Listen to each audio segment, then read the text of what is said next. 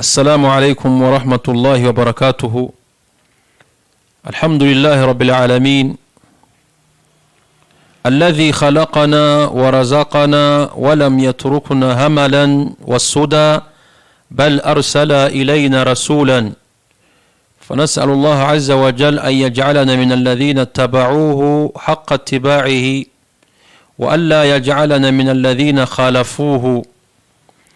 ishimwe n'ikuzo ibisingizo byiza ni ibya Allah subhanahu wa ta'ala, we waturemye nyuma yo kuturema akaduhereza amafunguro twifashisha adufasha muri ubu buzima bwa buri munsi.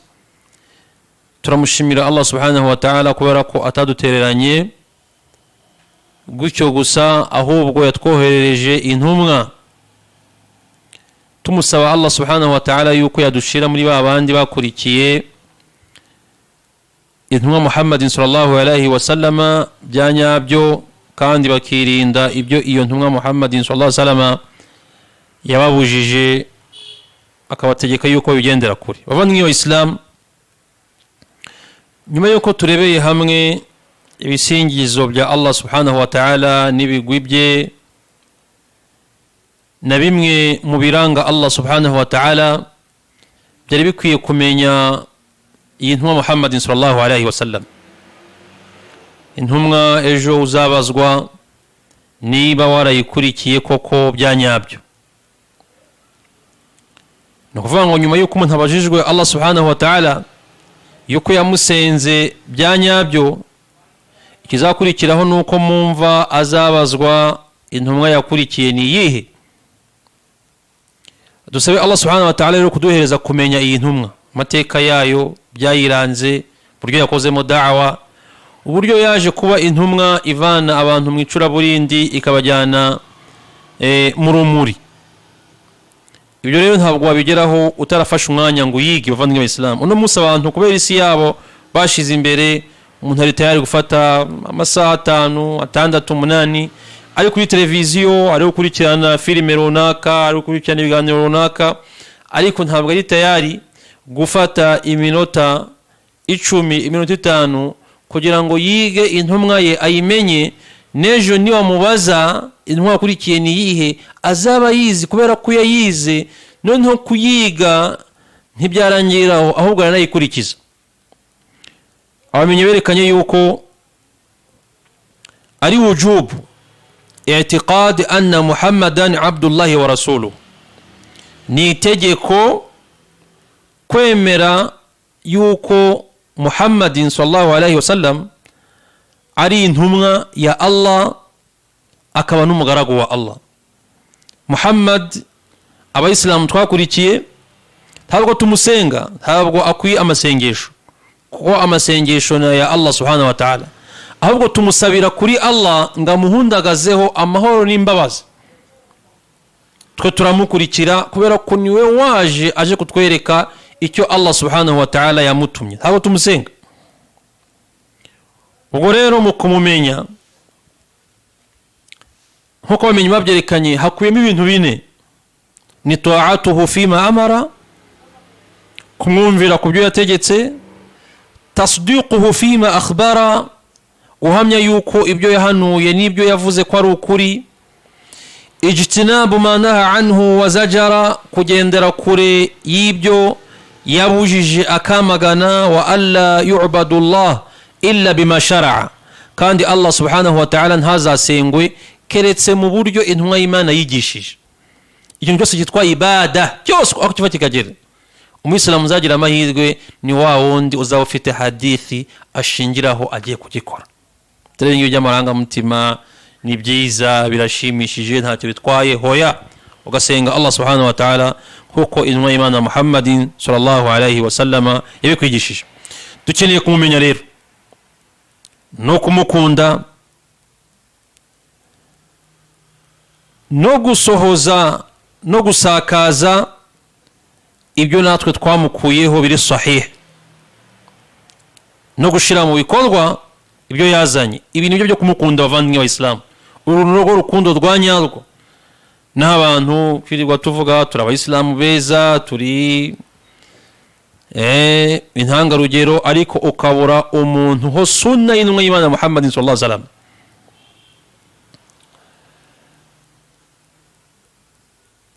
Allah subhanahu wa ta'ala niwe wabajije muri Qur'an muri surati Al-Mu'minun abaza abantu ibibazo bafite,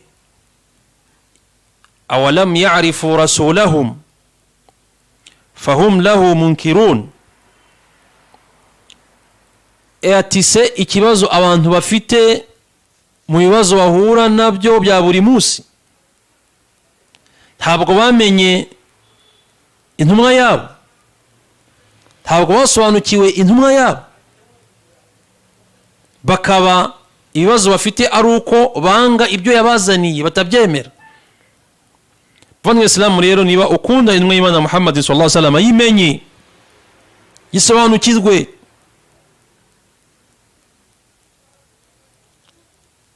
ibyo wabashije kumenya kuri yo ubishire mu bikorwa.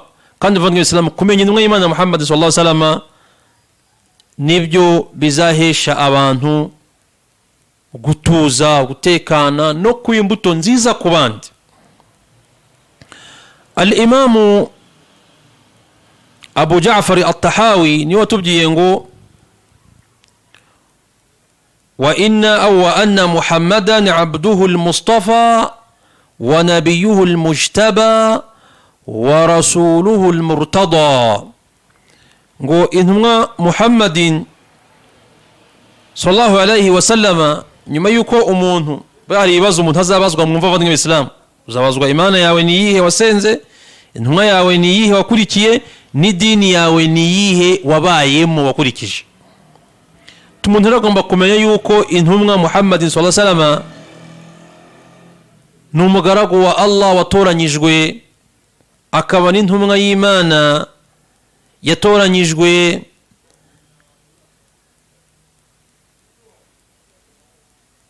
akaba umuhanuzi watoranyijwe, akaba n'intumwa y'Imana yishimiwe.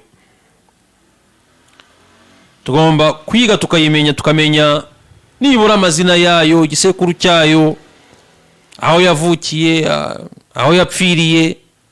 Nigeze kubona rimwe na rimwe abantu umuntu ayita abaza ngo intumwa yawe wakurikiye ngo mbyira amazina yayo, usanga umuntu kuvuga ngo yitwa ngo ni intumwa, ngo ni mtume, ngo ninde. Ariko ibi byose bavandimwe b'Islam ni ukwiga ukamenya nk'amazina. Intumwa y'Imana yigeze kwivuga muri hadithi iri kwa Bukhari na Muslim, aho yavuze ati ana Muhammadun ana Ahmadun ana al-mahi alladhi yumhi bi al-kufr ana al-hashir alladhi yuhsharu an-nas ala aqbi wa ana al-aqib alladhi laysa ba'dahu nabiy. N'Imana ivuga ati nge ndi Muhammad, ndi Ahmad, ndi al-mahi. Al-mahi uhanagura, ukuraho ubuhakanyi,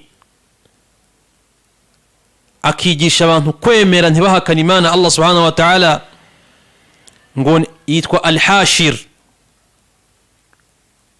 wa wundi ibiremwa cyangwa se abantu bazazuka nyuma ye, nyuma yuko azuwe, yitwa al-aqib. Kamenya nk'ayo mazina: Muhammad, Ahmad, al-mahi, al-hashir, al-aqib, n'andi mazina. Ariko aya ngaya niyo yagaragaye wenda muri hadith. Usanga umuntu azi ibintu byinshi, azi abantu, azi abahanzi, azi abacuranzi, azi abakinnyi, azi amafilime ibyo yitwa, ariko amubaza iby'intumwa y'Imana akabwira ati basi. Biratangaje kuba umuntu yaba muri iyi dini atazi intumwa y'Imana, cyangwa se agakora bimwe mu bintu kubera ko yasanze yabivukiyemo ariko ntaho bimufasha. Ntabwo byakagwiye ko ejo uzifuza yuko Muhammadin sallallahu alaihi wasallam akumenya cyangwa se umumenya ari uko igihe cyarangiye. Dusabe Allah subhanahu wa ta'ala azaduhereze kuzanywa ku mugezi wa Kawthar Allah yagororeye intumwa y'Imana, inna a'tainaka al-kawthar, ngo twaguhaye kawthar. Kawthar iri muri aljanna. Allah yamuhaye na hawdu nabi, nundi mugezi cyangwa se ikindi kidendezi cy'amazi meza aryohereye abantu bakurikinwa Imana Muhammadin sallallahu alaihi wasallam bazanyweshwaho, bazanywaho igihe inyota zabibamereye nabi ku munsi w'imperuka. Ikidendezi rero cy'amazi meza nta muntu uzakinywaho keretse wa wundi wakurikiye nyabyo intumwa y'Imana Muhammadin sallallahu alaihi wasallam. Intumwa y'Imana rero ni umugaragu wa Allah subhanahu wa ta'ala, wasenze Allah mu buryo bwo kumwiyombarikaho kurusha ibindi biremwa, kandi yanakundaga ko yitwa umugaragu. Allah aravuga ati subhanalladhi asra bi'abdihi, ubutagatifu bwa Allah we wahaye umugaragu we gukora urugendo ruva Makka ajya Baitul Maqdis. Nandi ma aya menshi agaragaza yuko Muhammad yari intumwa n'umugaragu wa Allah subhanahu wa ta'ala. Allah rero ni umuhanuzi yatoranyije amuhereza ubutumwa. Allah aratubwira muri surati Nisa ngo inna awhayna ilayka kama awhayna ila nuhin wan nabiyina min ba'di. Mu byukuri twaragutoranyije tuguhereza ubutumwa, tuguha wahyi kuko twayihaye Nuhu, intumwa Nuhu n'izindi ntumwa zaje nyuma ye. N'uyu ni umurongo ugaragaza ko umuhanuzi wa mbere ari Nuhu alayhi salatu wassalam. Allah rero yaramwishimiye amuhereza buno butumwa. Umuyisilamu rero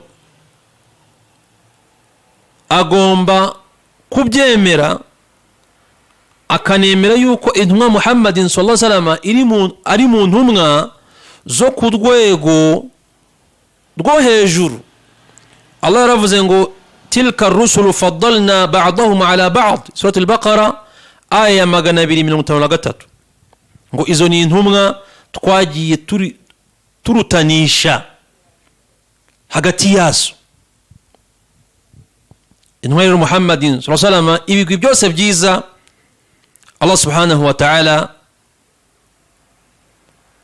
yarabimuhaye bimugejejeho. Allahumma salli wa sallim alayhi.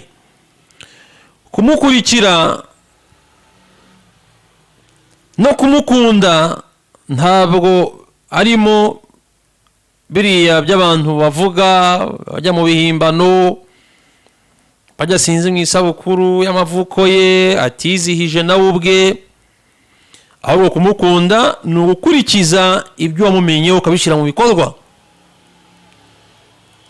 Innal muhibbu liman yuhibbu muta', mu by'ukuri ukunda wakunda aramwumvira.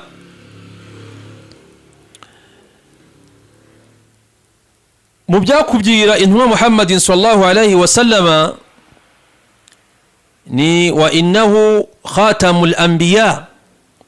Intumwa y'Imana Muhammadin sallallahu alaihi wasallama niyo waje gusozereza izindi ntumwa,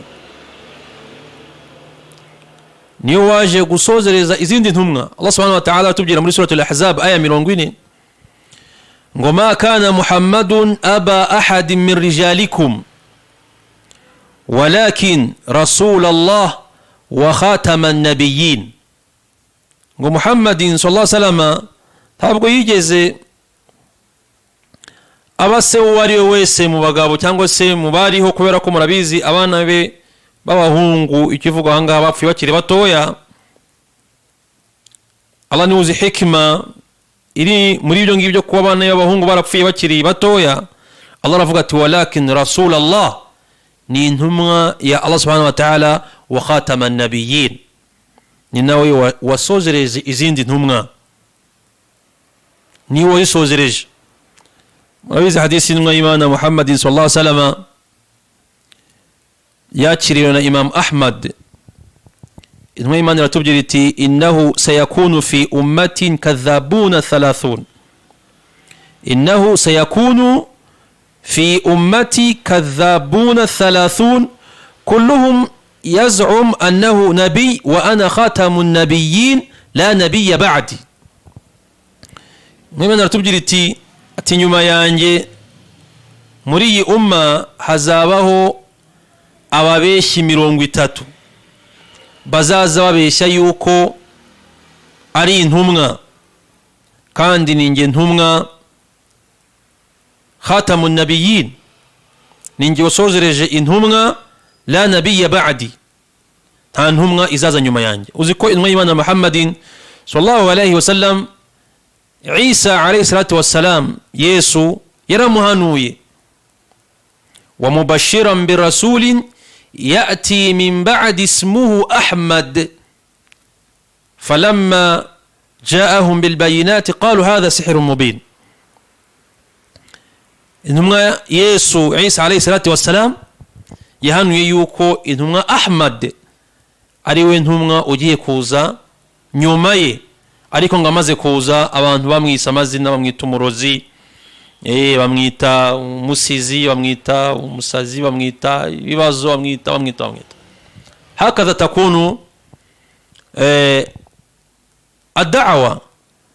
ni gutyo intumwa zagiye zihura n'ibibazo.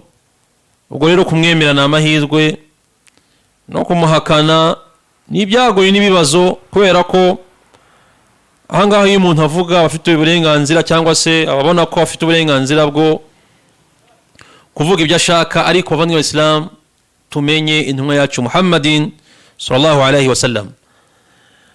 umwanditsi yavuze yuko niwe imamu al-atqiya, niwe muyobozi w'abagandukiye Allah subhanahu wa ta'ala.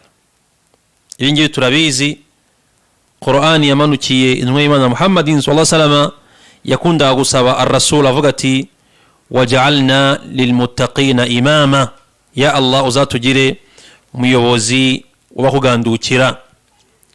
uwa mbere rero uhabwa uyu mwanya ni intumwa y'Imana Muhammadin sallallahu alayhi wasallam, wa sayyidil mursalin. intumwa y'Imana Muhammadin sallallahu alayhi wasallam niwe mwiza, niwe mutware w'izindi ntumwa n'uzihagarariye.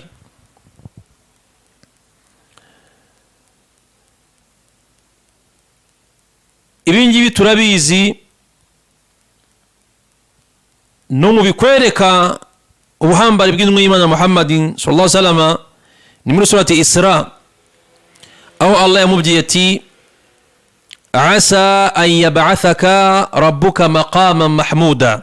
murabizi yawmul qiyamah, ku munsi w'imperuka, ubwo abantu bazabashaka kuvuganirwa, bazazenguruka intumwa zose bazibyira mudusabire ibibazo byabaye ibibazo. intumwa zibabwira ati mujye gushaka Muhammad sallallahu alayhi wasallam, ati niwe wahawe amahirwe yo kuzasabira abantu no gukiranuka n'ibibazo by'uno munsi. Allah rero yamubwiye muri surati al-Isra ati ujye uhozaho wa min al-layli fatahajjad bihi nafilatan lak, no mwijoro ujye ukunda gusari igihagararo cy'ijoro,